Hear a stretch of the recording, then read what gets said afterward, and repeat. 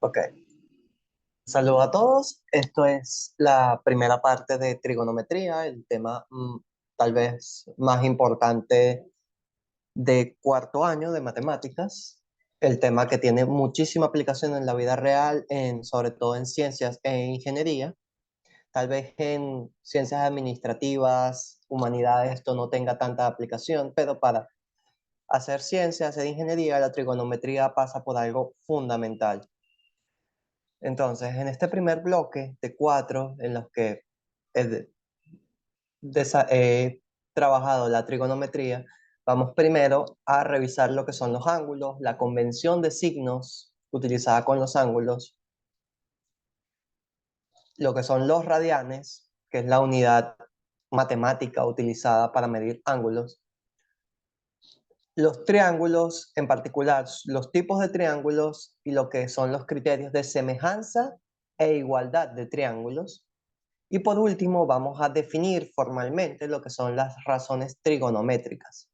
Las 6 razones trigonométricas que son las que utilizaremos durante todo trigonometría.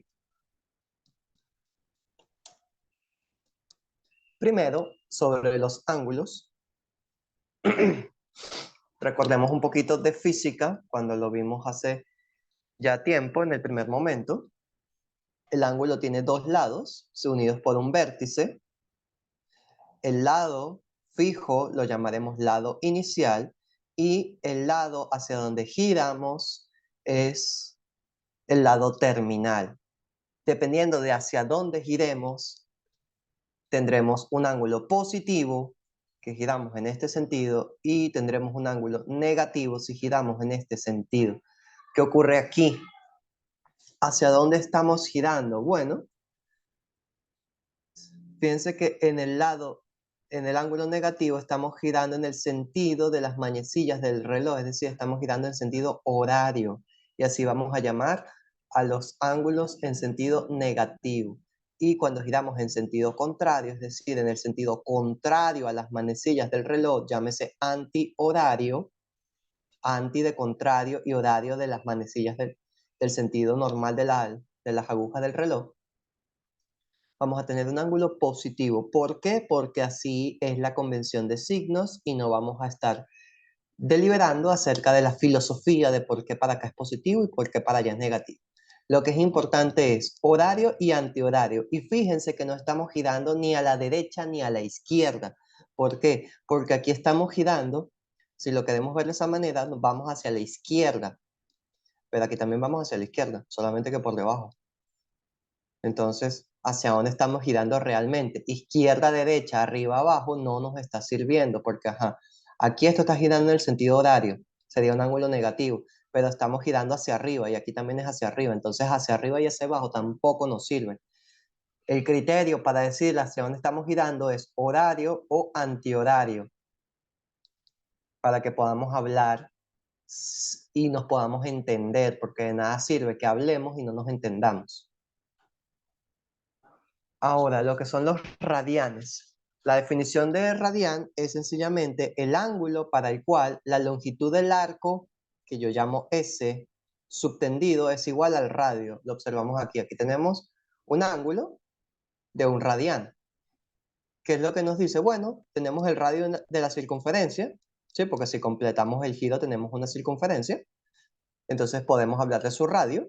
Bueno, este arco mide exactamente lo que mide el radio y ese ángulo es un radián. No importa de qué longitud sea el radio, siempre que el arco mida lo mismo que el radio, ese será un radián. Y un radián es aproximadamente 57 grados y un poquito más. ¿Cómo podemos transformar sin problemas los ángulos? Bueno, observemos aquí una cosita para obtener el factor de conversión. Sabemos que el arco completo de una circunferencia mide 2πr, que es el perímetro de la circunferencia, la longitud de la circunferencia. Sabemos que es esto por primaria. Y también sabemos que el arco es el ángulo por el radio. Entonces tenemos el radio r. ¿Y cuántos grados tiene una circunferencia? Tiene 360 grados. Entonces, estas dos cosas son iguales. La R, por tanto, cancela y me queda 360 grados igual a 2pi radianes.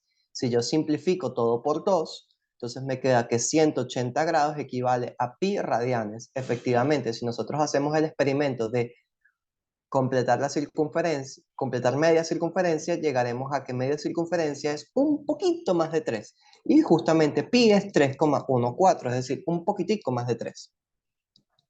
Hay videos de esto en internet sobre cómo, para que vean que les van a dar la misma explicación que les acabo de dar yo, pero les van a mostrar las animaciones de cuántas radianes hay en una circunferencia de manera gráfica, cosa que aquí no hay. Ahora, para la conversión entre grados llamados sexagesimales, porque hay otro tipo de grados, y radianes, ¿qué otro tipo de grados hay? Los grados centesimales. Llamamos grados sexagesimales aquellos a los que equivalen a una 300ª parte de, de la circunferencia, porque dividimos la circunferencia en 360 partes, pero los grados centesimales dividimos a toda la circunferencia en 400 grados. Y a eso los llamamos grados centesimales o goniones, pero esa conversión no nos importa a nosotros porque, sinceramente, en todos mis años yo nunca he encontrado a alguien que utilice los goniones. Jamás lo he encontrado. Y creo que a este paso no lo voy a encontrar. Entonces, tal vez los goniones los utilicen quienes diseñan tornillos micrométricos, pero eso es ya una aplicación muy específica. El contexto, el principio es este. Si vamos de grados a radianes, bueno, recordamos aquí, 180 grados equivale a pi radianes, por lo tanto, yo por lo menos aquí tengo 90 grados por pi radianes que son lo mismo que 180 grados. Fíjate que un grado que divide con un grado que multiplica se cancela y me queda 90 por pi entre 180. Si yo simplifico esto, me va a quedar pi medios. ¿Por qué? Porque 90 lo divido entre 90, me da 1, 1 por pi es pi, y 180 entre 90 me da 2. Y me queda sin unidades de medida. Los radianes no tienen unidades de medida. Y es por eso que es la herramienta que se utiliza en matemática para trabajar con ángulos. Porque las cosas matemáticas no pueden depender de la unidad de medida que estemos utilizando. Si vamos al revés, de radianes a grados, lo que hacemos es invertir el factor de conversión. Fíjense que aquí, de grados a radianes, multiplicamos por pi, y de radianes a grados lo que hacemos es dividir por pi. Fíjate que pi tercios radianes, yo divido pi entre pi, cancela, y me queda 1 por 180 entre 3, que me da 60 grados. Porque los radianes están con el pi, básicamente donde usted vea un pi ahí, a esos son radianes, te los llevas y todo te queda grados. Ahora, el tema de los triángulos. Los triángulos son una figura geométrica bastante conocida por nosotros. Básicamente, cualquier cosa que tenga 3 lados es un triángulo. Pero a nosotros nos interesa principalmente los tipos de triángulos. A nosotros nos interesa saber cómo se clasifican los triángulos dependiendo de la longitud de sus lados y dependiendo de la medida de sus ángulos. Bueno, aquí tenemos la etimología de cada nombre: equilátero, isósceles, escaleno, dependiendo de los lados, y dependiendo del ángulo, tenemos acutángulo, rectángulo y obtusángulo. Equilátero tienen sus 3 lados iguales, isósceles tienen 2 lados iguales, y esos 2 lados iguales asemejan a lo que son las piernas. Por eso es que se utiliza skelos, del griego. Esto viene derivado del griego, piernas iguales, porque si nos pensamos, ahorita veremos una imagen y veremos que los dos de los lados de un triángulo isósceles asemejan mucho a las piernas. Y el escaleno es básicamente de lo que es desigual, es decir, un triángulo escaleno es un triángulo que sus tres lados son desiguales. ¿Qué triángulos isósceles y escalenos hemos usado? Las escuadras. La escuadra de 45 grados, la más chiquitica, es un triángulo isósceles, y la escuadra de 30 grados, o 60 si quieren, es un triángulo escaleno porque sus tres lados miden cosas diferentes. Y según la medida de los ángulos, acutángulo, que quiere decir ángulo agudo, porque ninguno de los ángulos llega a 90 grados, todos son menores estrictas que 90. Rectángulo es porque uno de los ángulos es recto, es decir, mide 90 grados, o en este caso pi medios, como lo vimos aquí, pi medios. Y obtusángulo es porque el ángulo es mayor a pi medios, es decir, es mayor a, a 90 grados. Y viene lo curioso aquí es el latín obtusus, que significa que no piensa con claridad. Y básicamente esto pudiera ser, es pudiera, no he confirmado esta información, pero es una hipótesis que viene a mi mente, es de que los ángulos inicialmente se pensaban agudos o a lo sumo rectos, porque se establece, fíjate que rectus era propio, es decir, era un ángulo particular que utilizaban en la antigua Grecia, pero los ángulos obtusos eran bastante extraños y justamente de aquí viene de no pensar con claridad, es decir, algo que es bastante difícil de pensar. Y de aquí aparecen los ángulos obtusángulos, después con el desarrollo más formal de la matemática, pero para que tengan alguna idea, alguna hipótesis de por qué se llaman obtusos. Y observemos aquí equilátero, estos tres lados miden lo mismo, fíjense que un triángulo equilátero también es acutángulo y sus tres ángulos miden 60. El isósceles, observen que estos dos lados miden lo mismo y es como tener un par de piernas separadas. Cuando nosotros separamos las piernas en educación física para ponerlos a la altura de los hombros y llegamos a la ingle, se forma como una especie de triángulo y eso fue lo que observaron los griegos y los romanos para ponerle ese nombre a los triángulos isósceles de la misma pierna. Iso de igual y esquelos de pierna. Y el triángulo escaleno, observen que ninguno de estos tres lados mide lo mismo. Este es un triángulo acutángulo porque los tres lados son iguales, los tres ángulos, perdón, son menores que 90. Este es un ángulo de 90 y este es un ángulo mayor a 90. Importante. Solamente para la clasificación había que definir un tipo de ángulo.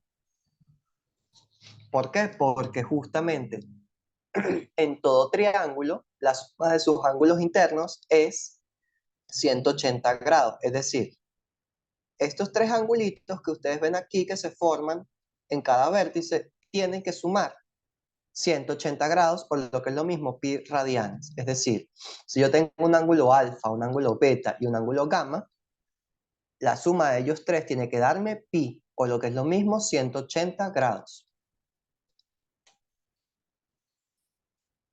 Ahora la parte de igualdad y semejanza, o también llamada congruencia de triángulos, es básicamente para saber si dos triángulos se parecen o directamente si son el mismo triángulo.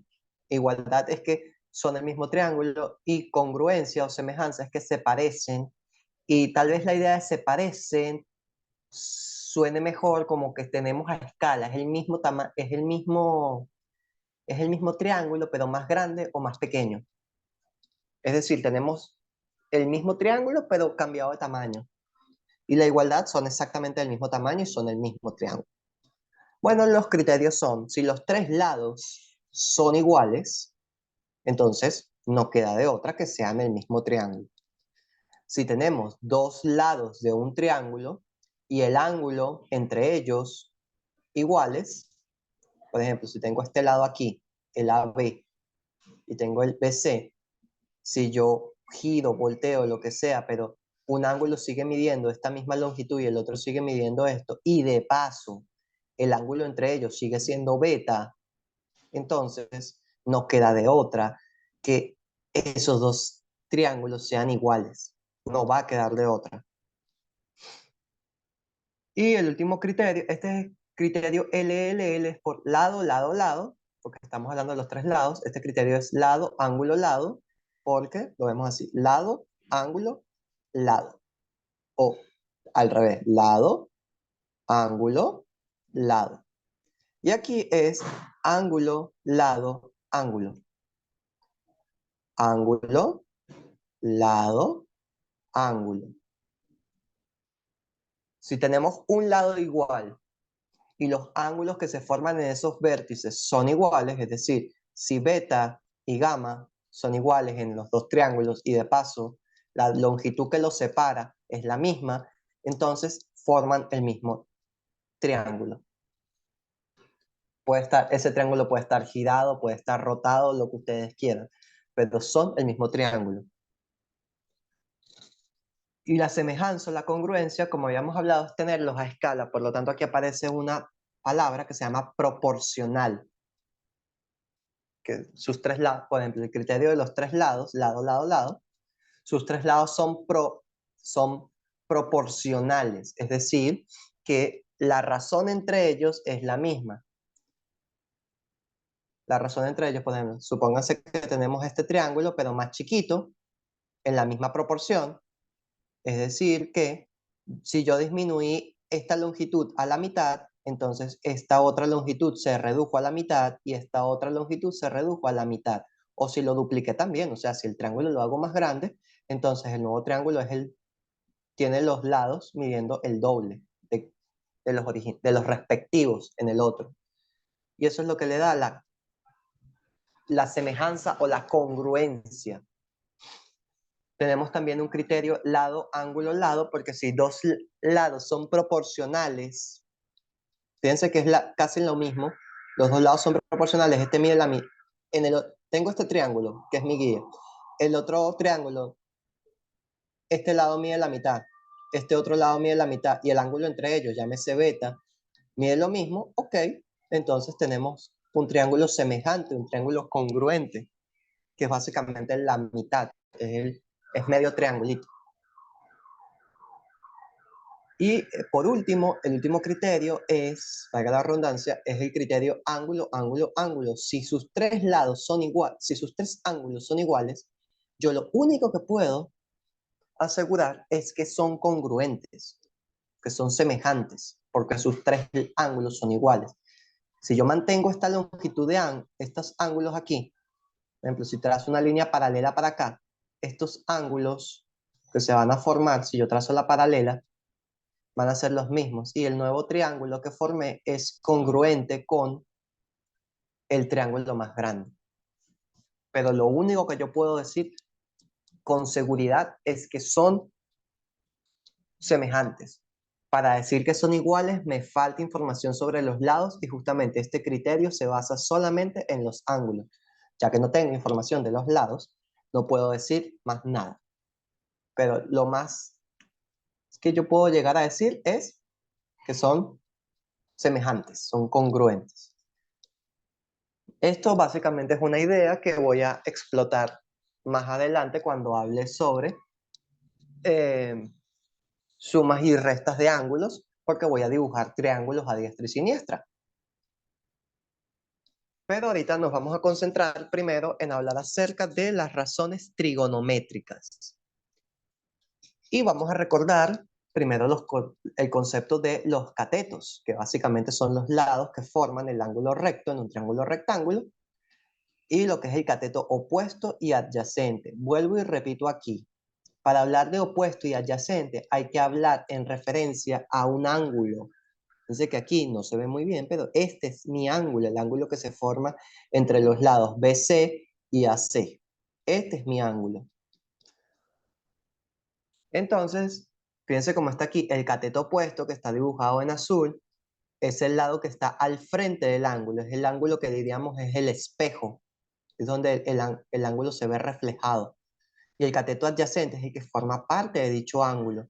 Digamos, es el lado terminal o el lado inicial del ángulo.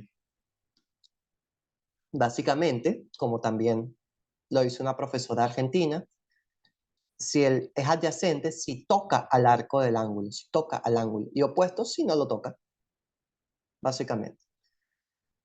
Entonces, observemos aquí, para ver. Observemos este triángulo. Fíjense que tengo el lado AB, el lado que va entre A y B, el lado BC, que es la hipotenusa, y el lado AC. Yo quiero que ustedes me digan, lo piensen un momento, y me digan cuál lado es opuesto y cuál es adyacente al ángulo beta. Piénsenlo 3 segundos y me dan su respuesta. 3, 2, 1. Ok, ya les había adelantado que BC era la hipotenusa, ese no era parte del problema.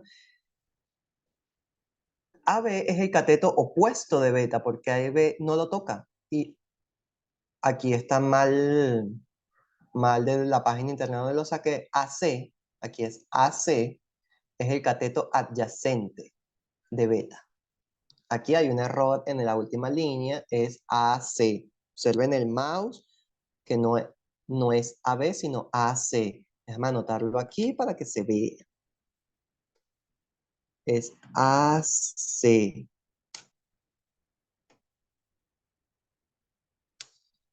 AC. AC es el adyacente. Es un error de la página donde lo saqué porque lo que hice fue copiar y pegar de internet. Esto es el típico error de copiar y pegar para que aprendan por qué copiar y pegar es mal. Pero bueno, necesitaba sacar esto rápido para ustedes. Entonces, volvemos aquí. Déjame borrar las anotaciones. Ajá, borro las anotaciones para poder avanzar. ¡Ey! Entonces, ajá, listo. Ok, ahora hablamos de lo que son las razones trigonométricas seno y coseno. Hablamos del seno, que viene del latín sinus, que significa curva, cavidad o concavidad.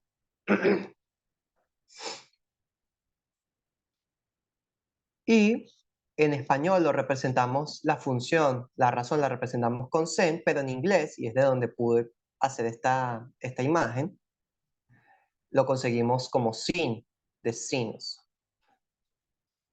Y se define como el cateto opuesto entre la hipotenusa, es decir, se define. Punto. Es así y se acabó. La longitud del cateto opuesto entre la longitud de la hipotenusa y se acabó.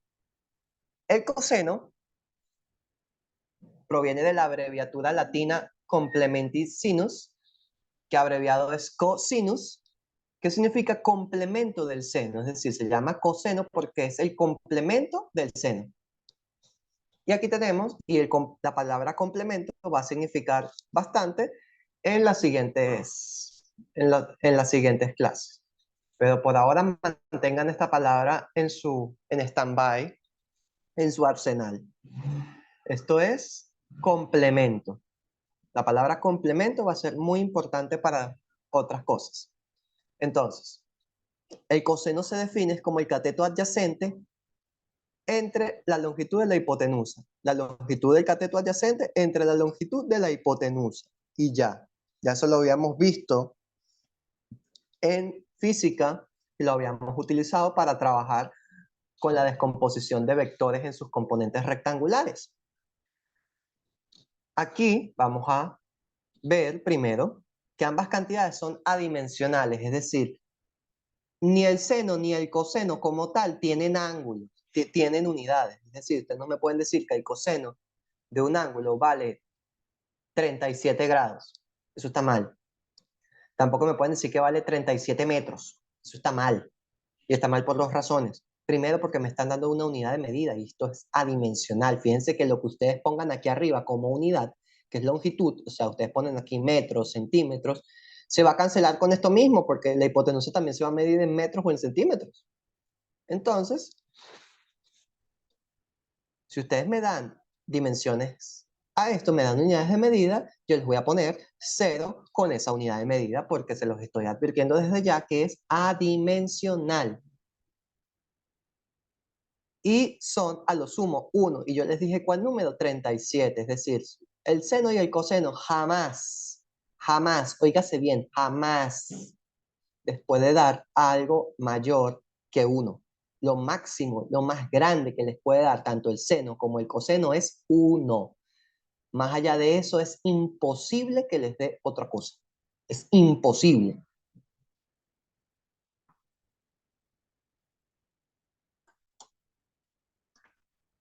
Ajá. Ahora hablamos de el latín de tangente. La siguiente razón trigonométrica, que tal vez la mencioné en física, pero nunca la usamos. No creo que la hayamos, no recuerdo haberla usado nunca. Pero básicamente la, es una razón que se define como seno entre coseno. Así es su definición. Y se llama tangente, entre otras cosas, por el latín tangentis, que significa el que toca, y es participio de este verbo, también del tangente, que significa tocar, palpar, tener contacto. En geometría, la tangente es la línea recta que toca a un punto de una curva, ya sea una circunferencia, una elipse, una parábola o cualquier otra curva. O sea, ustedes tengan cualquier sucesión de puntos, la recta que pasa por solo uno de esos puntos se llama recta tangente a la curva. Entonces, eso va a tener sentido cuando veamos la siguiente clase. Pero mantengan esto, la tangente es la recta que toca a una curva en un solo punto. Se define así, esta es su definición. Tangente es seno entre coseno, siempre. Siempre va a ser seno entre coseno. Pero para efectos de esta parte de la trigonometría, también la podemos calcular como la longitud del cateto opuesto entre la longitud del cateto adyacente.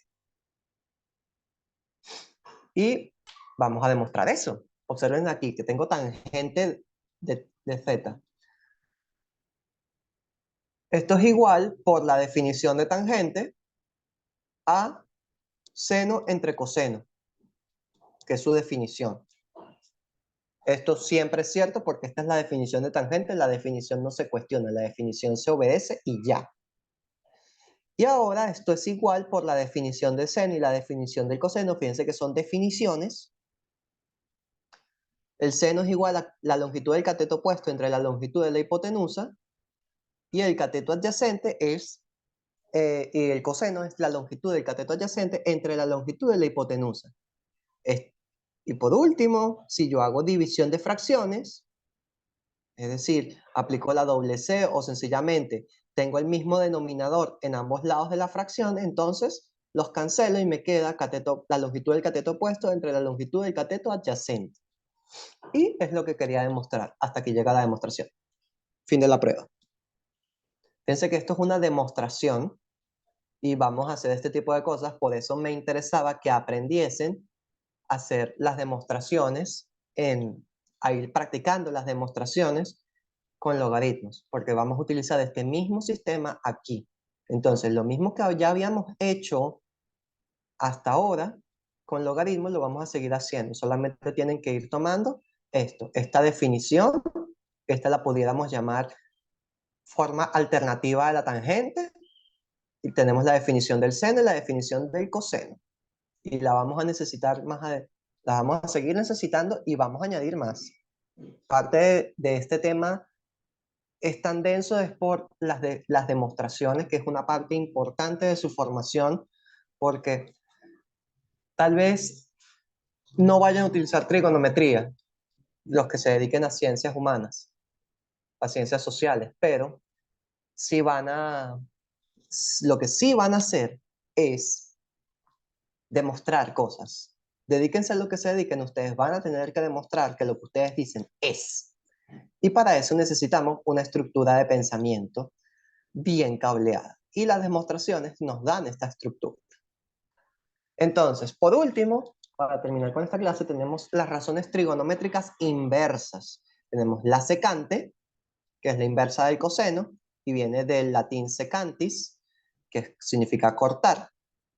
La cosecante, que es la inversa del seno, entonces la cosecante aquí es 1 entre seno, la secante es 1 entre coseno, y esto es lo que llamamos inverso. Y la cotangente, que se abrevia COT o CTG, que es la inversa de la tangente. Y es igual que la cosecante, y el coseno y el coseno es el complemento de la tangente, y la cosecante es el complemento de la secante. Y la cotangente es el inverso de la tangente. O sea, aquí está. Estas son sus definiciones. Yo les voy a demostrar que esto, que la cosecante se puede escribir como entre hipotenusa y cateto opuesto. ¿Cómo? Bueno, aplico la definición, después aplico la definición del seno y hago división de fracciones y me queda hipotenusa, la longitud de la hipotenusa entre la longitud del cateto opuesto. Y es lo que quería demostrar. Ustedes deben hacer lo propio para probar que la secante se puede escribir como hipotenusa entre la longitud del cateto adyacente y que la cotangente se puede escribir como la longitud del cateto adyacente entre la longitud del cateto opuesto. Es análogo a lo que hice ahorita. Y bueno, el mismo mensaje de la otra presentación. Para aprender esto tienen que atreverse a equivocarse, si no, están jodidos. Y esto último, estas son definiciones, esto no se cuestiona, esto se asume. Sencillamente esto no es que no lo entienda, esto me lo tengo que aprender y ya, punto. El procedimiento para demostrar es lo que puede decir, no entiendo, pero todo lo demás se lo tiene que aprender, punto. ¿Qué es la cosecante? ¿Qué es la cotangente? Todas esas fórmulas se las tiene que aprender y ya. Lo único que les acepto que me digan que no entienden es cómo demostrar. Y eso lo vamos a ir trabajando más adelante. Pero el resto, no hay excusa. Y bueno, muchas gracias por la atención prestada. Esta presentación vino a nosotros gracias a Tank. Espero que entiendan la referencia. Si entienden la referencia, estamos aprendiendo. Si no, vuelvan a ver la presentación.